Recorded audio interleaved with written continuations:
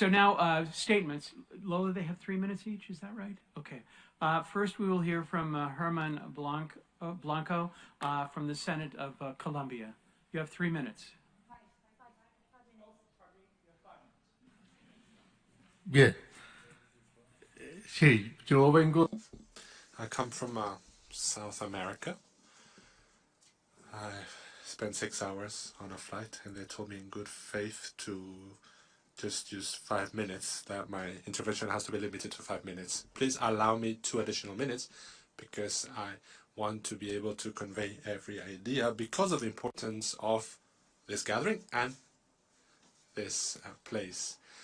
I'll talk about general aspects, and I'm going to talk about the singular example of Colombia and what's happening there.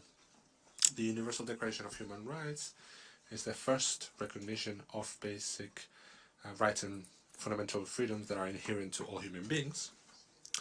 75 years later, in some places, it may seem that these rights are being undermined by governments, legislators, and so on. Some want to supposedly create some additional rights or make them see as an extension of the already existing ones. We cannot ignore that these are inevitable because these are also indivisible, and the respect cannot be fragmented, and much less so due to ideology or interpretation or judicial interpretation, or even less so partisan one, because these undermine the condition of human being and the social and family condition. Human beings, for their condition, they acquire these rights. These are not rights that are granted by others. This is circumstantial and inherent to human beings. These are based on religious and ethical values. This is the recognition that nature grants us, and we need to guarantee them by valuing everyone equally and creating conditions of full enjoyment of these rights. Now, family is the ideal scenario and the most relevant one where people can construct their identity, where they develop their identity and they develop socially. And it is in school where the school where human beings graduate for life. Their teachers are their parents and siblings, which are responsible of the comprehensive training and education. First of all, they are human beings, persons with loyalty, love, faith, freedom, and then they are professionals. Neither human dignity or the family admit any restrictions, and that's what some governments and some leaders don't understand. And this so-called transformation of rights is actually a violation of these rights from these institutions. These are encouraged by some currents, some trends that threaten human dignity as a natural unit, and the family as a natural unit of society.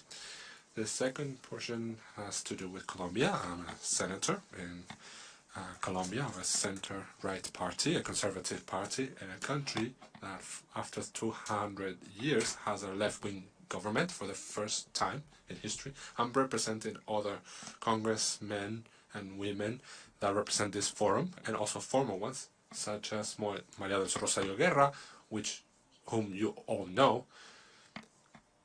We have a pro-life group in our Congress, and we meet frequently, very dynamically, and we present and we uphold draft legislation. The second aspect has to do with those legislative threats that the country is facing.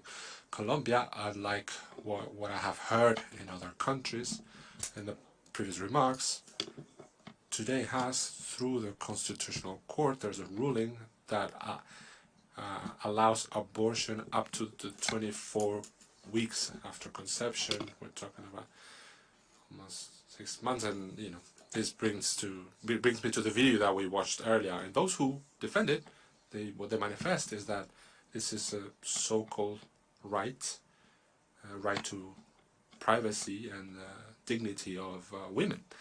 We've been introducing a draft legislation from our group so that the right to life is not violated, and so that human being is so from the moment of conception.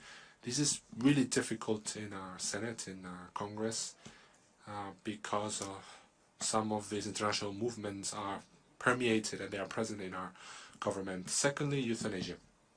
There are also a lot of push to introduce what they call the universal access to a life, death in dignity, or a dignified death. We oppose this, and we have not allowed this, and we really are working hard to oppose this. Third, express divorce. I don't know if this happens in their countries. We've opposed this this week. We vehemently oppose the draft legislation, but it's still on course. So that if basically this will allow the family unit to be dissolved just with the agreement from one of the parties. And then the legislation and the legalization of cannabis, for the 10th time we've rejected this, is still on course. They have the agreement of the Petro administration. By very few votes we've been able to ban and not pass the legislation of trade, because this has horrible effects on our society. I also wanted to mention that if the rights are for everyone, we need to resolve them among everyone. So that's why the mechanisms of citizen participation must be widespread. We need to ask people directly. We need to ask the people directly, and not only their political representatives. And secondly, our citizens, they need to learn and know how to better elect state and their civil servants. Also from the legislature that I represent, we need to interpret the will of the people, not to confuse rights and freedoms, but above all to preserve and strengthen human dignity